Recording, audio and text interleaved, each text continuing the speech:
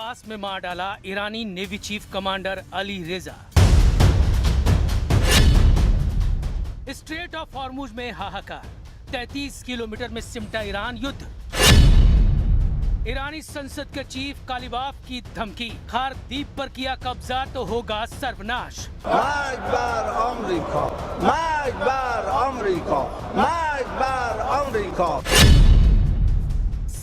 Surrender कर रहे हैं ट्रंप, मरते दम तक ईरान करेगा जंग।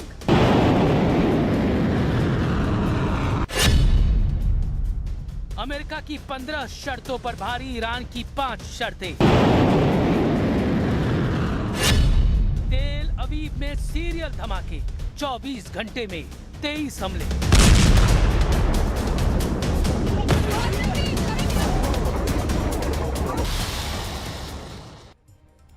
नमस्ते, आप देख रहे हैं कच्चा चिट्ठा। मैं हूं आपके साथ जसप्रीत कौर।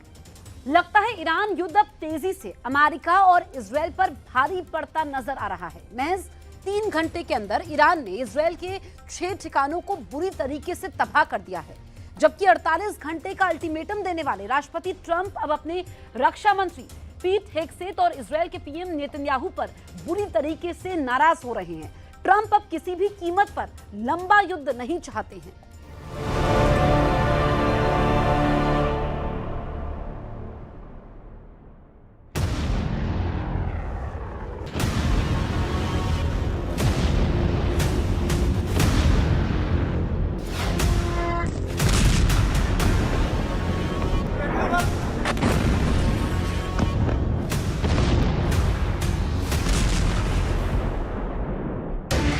ट्रंप के पास सिर्फ 48 घंटे, जंग करो या फिर भागो। ईरान युद्ध को लगभग 1 महीना होने जा रहा है। हैरानी करने वाली बात तो ये है कि अमेरिका और इजराइल मिलकर भी अभी तक ईरान से खमेनी शासन का पतन नहीं कर पा रहे हैं। न ही ईरान के परमाणु ठिकानों से वो यूरेनियम मिल पाया है जिसके लिए अमेरिका और इजराइल ने इतना बड़ा महंगा और खूनी हमला ईरान पर किया है। ऐसा लग रहा है राष्ट्रपति ट्रंप को अच्छी तरह से एहसास हो गया है कि ईरान को हवाई हमलों के दम पर हराया नहीं जा सकता है, कि यही वजह है कि अब ट्रंप ने 48 घंटे का अल्टीमेटम ईरान को दिया है और कहा है कि या तो हार मान लो वरना सर्वनाश कर दूंगा। युद्ध विशेषज्ञों का साफ कहना है कि अमेरिका और इजराइल पर इस बात का बेहद भयानक दबाव है कि उतने प्रचंड हमले झेलने के बावजूद ईरान हार मानने को तैयार नहीं। खबर तो यहाँ तक है कि ट्रंप को भी उम्मीद नहीं थी कि ये युद्ध इतना लंबा खिंच जाएगा। नेतन्याहू के तमाम दावे खोखले साबित हो रहे हैं और अब ट्रंप का भरोसा एक तरह से नेतन्याहू से उठने लगा है। हम शुरुआत करते हैं ईरान युद्ध से जुड़ी उस बड़ी खबर से जिसे अमेरिका और इजराइल का बड़ा मास्टर स्ट्रोक माना जा रहा है।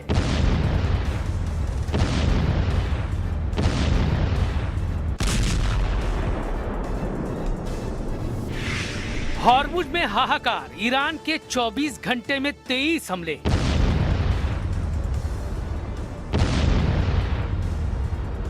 अट्ठाईस फरवरी 2026 से अब तक ईरान के 200 कमांडर मारे जा चुके हैं। अकेले इजराइल ने ही दावा किया है कि उसने ईरान पर 1500 से ज्यादा बम दागे हैं। कहने का मतलब बिल्कुल साफ है, ईरान पर इतने भयानक हमले होने के बावजूद तेहरान से लेकर स्ट्रेट ऑफ हॉर्मुज पर ईरान की पकड़ पूरी मजबूती के साथ है और अमेरिका और इजराइल लाख कोशिशों के बावजूद ईरान को घुटनों पर नहीं ला पा रहे हैं। इधर ईरान ने इजराइल और अमेरिकी अड्डों पर पिछले 24 घंटे में 23 बड़े हमले किए हैं। हालांकि ईरान को भी भारी नुकसान उठाना पड़ा है। सबसे पहले ये जान लीजिए कि इजरायली सेना काफी दिनों से ईरानी नौसेना के चीफ कमांडर अली रेजा तंगसीरी को मारने की फिराक में जुटा हुआ था। वो मिशन इजरायली दावों के मुताबिक पूरा हो गया है। इजरायली मीडिया के मुताबिक इजराइल ने एक रणनीतिक हमले में तंगसीरी को एलिमिनेट कर दिया है, यानी उन्हें मार दिया है। ये एक घातक हमला ईरान के महत्वपूर्ण शहर बंदर अब्बास में हुआ है। ईरानी नौसेना के चीफ कमांडर अली रेजा तंगसीरी का मारा जाना ट्रंप और नेतन्याहू को काफी राहत दे रहा है, क्योंकि कमांडर अली रेजा तंगसीरी ही स्ट्रेट ऑफ हॉर्मुज के वो मास्टरमाइंड है जिनके दम पर ईरान ने अभी तक 96 किलोमीटर लंबे और 34 किलोमीटर चौड़े इलाके पर अपना पूरा कब्जा और दबदबा बनाए रखा था। अली रेजा तंगरीसी का मारा जाना ट्रंप नेतन्याहू के लिए गेम चेंजर हो सकता है, लेकिन इजराइल ने तेहरान और इस्फहान पर भीषण हमले इतने तेज कर दिए हैं कि नतीजे बेहद भयानक हैं। इजरायली डिफेंस फोर्सेस यानी IDF के अनुसार इन हमलों का उद्देश्य ईरान के बैलिस्टिक मिसाइल इंफ्रास्ट्रक्चर और उत्पादन केंद्रों को पूरी तरह से नष्ट करना है। लेकिन ईरान ने भी पिछले 24 घंटे में 23 हमले किए हैं। ईरान की ओर से दागी गई बैलिस्टिक मिसाइलों और क्लस्टर मिसाइलों ने तेल अवीव के मध्य इलाकों को निशाना बनाया है। तेल अवीव के एक रिहायशी इलाके में एक इमारत पर मिसाइल सीधे गिरी, जिससे भारी तबाही हुई। एक ईरानी मिसाइल इजराइल के एयर डिफेंस को चकमा देकर डिमोना शहर के पास गिरी, जहां इजराइल का मुख्य परमाणु रिएक्टर स्थित है। हालांकि रिएक्टर को किसी नुकसान की खबर नहीं है। אנחנו ממשיכים לתקוף בעוצמה את המטרות של משטר הטרור האיראני. אמש חיסלנו את מפקד חיל הים של משמרות המהפכה. לאיש הזה יש הרבה דם על הידיים, ובנוסף הוא זה שהוביל את סגירת מצרי הורמוז. ईरान की तरफ से दागे गए मिसाइल की वजह से तबाही हुई है, भयंकर तबाही यहाँ पे देखने को मिल रही है। मैं विजुअल्स में दिखाने की कोशिश करूंगा कि इन घरों का यहाँ पे क्या हाल हुआ है। तो ये आप देख सकते हैं, यहाँ पे एक मिसाइल गिरा था और उसकी वजह से यहाँ पे सब कुछ तबाह हो गया है, सब कुछ चकनाचूर हुआ है। ये आप हालात देख सकते हैं यहाँ पे क्या हुआ है ईरान की तरफ से दागे गए मिसाइल्स की वजह से।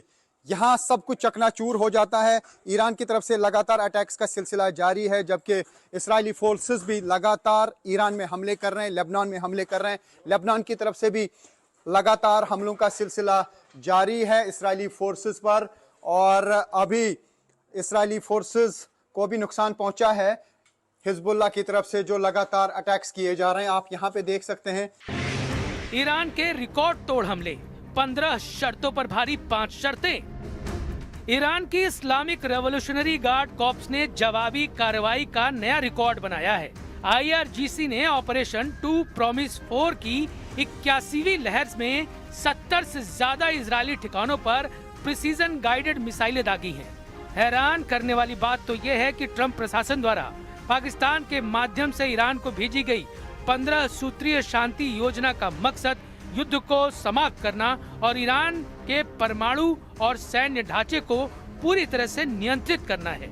लेकिन अमेरिकी मीडिया के मुताबिक ईरान ने ट्रंप की 15 शर्तों के उलट सिर्फ 5 शर्तों से ही अमेरिका के वॉर प्लान की धज्जियां उड़ा दी। यानी ईरान ने जहां ट्रंप की शर्तों का धुआं निकाल दिया है, तो वहीं ईरान ने ऐसे रिकॉर्ड तोड़ हमले किए हैं जो इजराइल और पश्चिमी एशिया में मौजूद अमेरिकी ठिकानों पर बहुत भारी पड़ रहे हैं।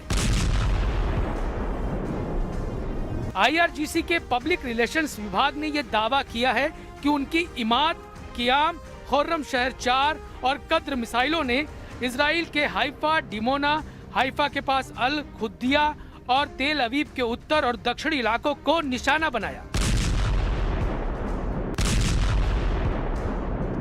कद्र मिसाइलों ने इजराइल के हाइफा, डिमोना, हाइफा के पास अल खुद्रिया और तेल अवीव के उत्तर और दक्षिण इलाकों को निशाना बनाया।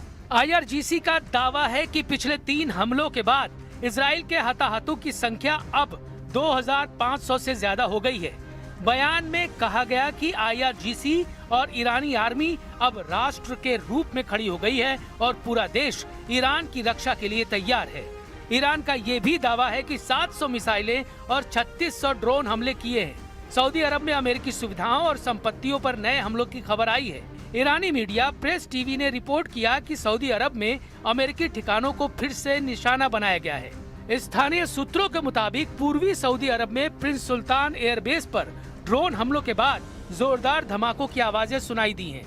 ये वही एयरबेस है जहां पहले भी ईरानी मिसाइल और ड्रोन हमलों में कम्युनिकेशन उपकरण और रिफ्यूलिंग एयरक्राफ्ट क्षतिग्रस्त हो चुके हैं। जोरदार धमाका हुआ, टेल अवीव में ही फिर से ये अटैक किया गया। लगभग 10 अटैक सुबह से किए ईरान ने मिसाइल एक के बाद एक दागे जा रहे हैं और यहाँ आप देख सकते हैं इर्द गिर्द बिल्कुल खामोशी है, क्योंकि सब लोग जो हैं वो बंकर में चले गए हैं, अंडरग्राउंड शेल्टर में चले गए हैं।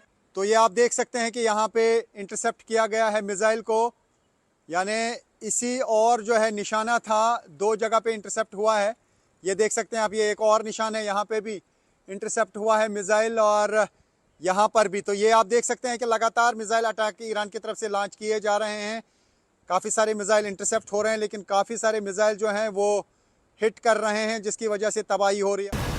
कुल मिलाकर हालत ये हो गए हैं कि ईरान युद्ध अब ऐसे दौर में पहुंच चुका है जहां अब ट्रंप हर हाल में बाहर निकलना चाहते हैं। लेकिन दिक्कत ये है कि इजराइल ने अमेरिका को इस तरह से फंसा दिया है कि अगर ईरान पर पूर्ण विजय से पहले युद्ध रोका तो ये तय है कि ईरान पूरे पश्चिमी एशिया में एक बहुत बड़ी शक्ति बनकर उभरेगा, और इसमें कोई शक नहीं है।